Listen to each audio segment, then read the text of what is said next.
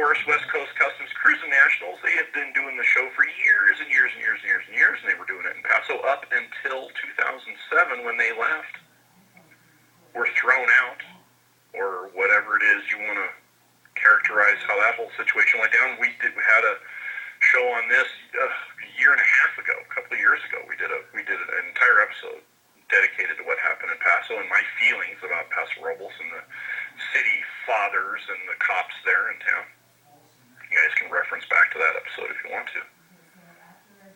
But they found Penny and the gang have found another home in Santa Maria.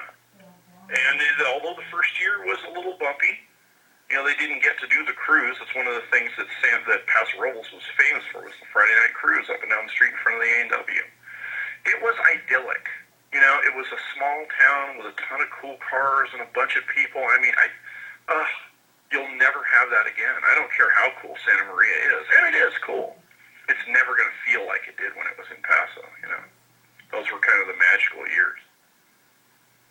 That first year, Santa Maria didn't want them cruising. They wouldn't let them cruise. They wouldn't shut the roads down so they could cruise. They had heard some back channel flutter about, these car guys are trouble. You're going to regret turning the town over to those guys. They're going to tear up your town. Really? 2 weeks ago, Penny Pichette was awarded the Mayor's Award in Santa Maria. I'm thinking they don't give that to a show promoter that brings trouble to a town. My guess is that's probably a sign of thank you, not you're a mess. Get your junk out of our city. You know what I mean? So, interesting. Information I have is that Paso Robles wants them back. The city's going, wait, hey, what's up with that car show you guys used to do? You want to bring it back here? That'd be cool. I took the time to talk to some merchants, made some cold calls, and we're going to have merchant reaction here in just a couple of minutes. A lot of the merchants didn't want to come on the air, were not willing to make a statement publicly.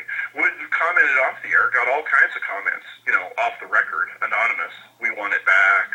The cops were stupid to chase them off. The city didn't know what they were doing. It's been a disaster. I talked to one girl who paid her entire semester's tuition from her tips just from Memorial Day weekend. Think about that. You know how expensive college is? She paid her tuition for an entire semester on tips from 3 days. Yeah, let's throw that show out of town. You idiots in Paso Robles thinking. So obviously money was lost. Money is being lost. Let's listen to the words of a local ice cream shop owner about how much they've lost. $15,000 when the car show left us that weekend. That's what the sales were that weekend that we no longer have. $15,000 is not exactly pocket change. They think that it's a small ice cream shop. Can you take a $15,000? How many of us could take a $15,000 hit?